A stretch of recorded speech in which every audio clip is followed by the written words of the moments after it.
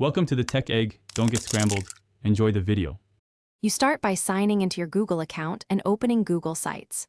Once done, pick a template that matches your site's purpose so structure is already set. This saves rebuilding.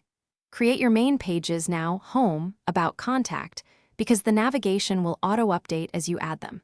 Make sure to upload your logo and a 16:9 hero image so your header looks professional. These assets set visual hierarchy and guide visitor focus. You'll now assemble content on each page using sections and layout blocks. Drag a 2-column section to compare text and image side by side. Add content blocks like text, images, or embed Google Docs and Sheets to keep live data.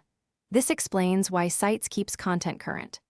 Apply a theme to harmonize fonts and colors across pages, and preview in desktop and mobile to ensure responsive behavior. Make small spacing adjustments to improve scalability and accessibility. You finish by configuring navigation and publishing settings. Choose top or side navigation and confirm page labels match your content hierarchy so users find information quickly.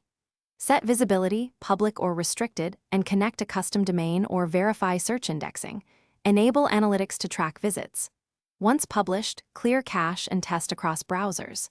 If embeds fail, check sharing permissions and re-embed if changes don't appear.